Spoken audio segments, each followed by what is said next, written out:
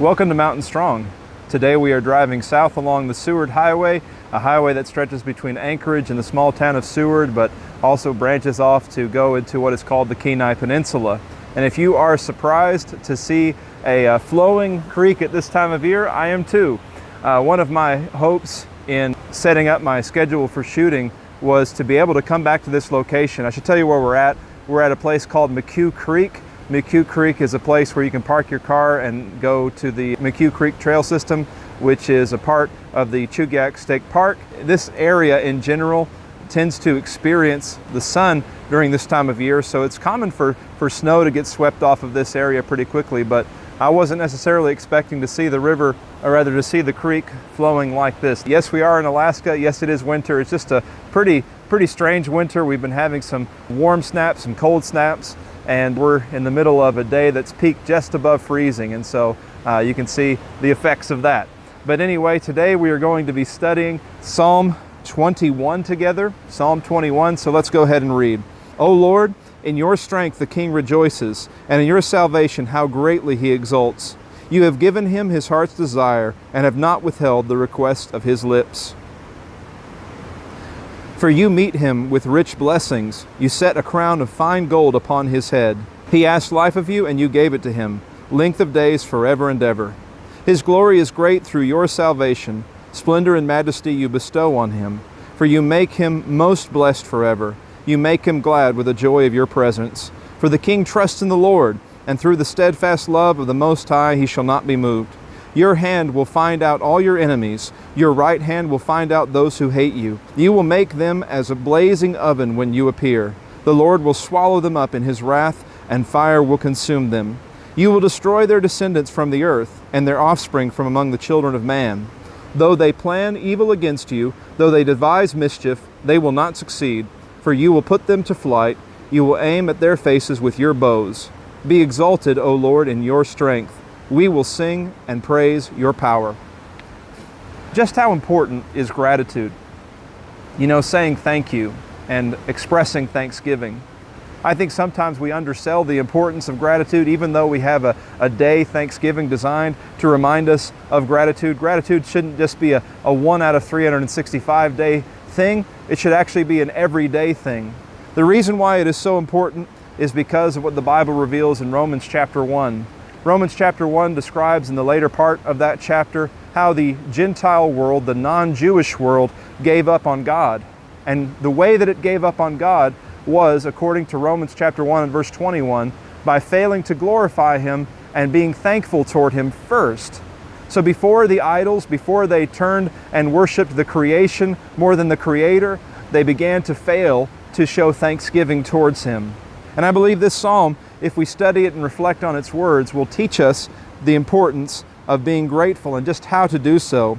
I love the fact that this psalm is a psalm of people being thankful for their king's success.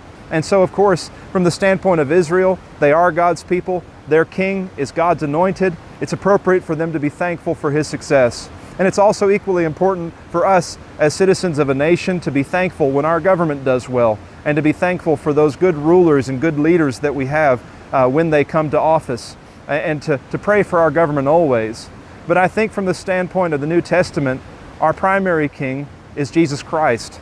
And so when we read these words, we need to think about the last time that we were truly thankful for the resurrection of Jesus Christ. You know, I'm not talking when I say that about the impact of the resurrection on us, how Jesus changed our lives, how he gave us a hope of living. Just thankful for the fact that God played out his plan exactly as he did, and that Christ was indeed resurrected, that he was heard from the depths of Hades, and that his body came out of that tomb victoriously. We need to be thankful for that. And so in verses 1 through 7, this psalm teaches us to be thankful for our King's victory, for Christ's victory, to be thankful for his strength and for his salvation, verse 1. To be thankful that God answered his prayers. He was heard when he prayed, the Bible says in Hebrews chapter 5, and we ought to be thankful for that fact. We ought to be thankful for the fact that he was crowned with glory in verse 3. We ought to be thankful for the fact that he was given life after death, verse 4, that he was given length of days forever and ever. And we ought to be thankful for the fact that he is glorified and that he is immovable, verses 5 through 7. You know, the importance of gratitude, as we've already seen in Romans chapter 1, is that without gratitude we end up giving up on God. But the importance of gratitude from this psalm is that if we give up on gratitude, we miss out on the confidence that gratitude provides. There's a reason why we should be reflecting with thanksgiving, because when we think about the victory that Jesus obtained through God's strength and through God's power, we realize that that same strength and victory is available for us today. And so, in verses 8 through 12, we notice words of confidence that arise out of gratitude. We notice how in verse 8 that God's hand will find out all of his enemies, that God will appear and consume them, verse 9, that he will destroy their descendants from the earth. In other words, there will be no longevity to their success. And in verse 11, though they plan evil against us, they will not succeed. God will make them run away. He will aim at their faces with his bows. He will make sure that those who stand against us will not succeed. And so out of gratitude comes confidence, and out of confidence comes praise. In verse 13, he says, "Be exalted, O Lord, in your strength. We will sing and praise your power." If we find that we are not praising God as fully as we should, maybe we should think about being more thankful to him, and not just for what he has done for us, but what he has done through Christ. Christ was murdered, he was hung upon a tree, he was buried in a tomb, but through the power of God, he came out of that tomb, and he, our King, is victorious. That's good news for us because we share in his victory. And that's good news for us because we will move from victory to victory as this psalm teaches. May God bless us to reflect on the importance of thankfulness more often.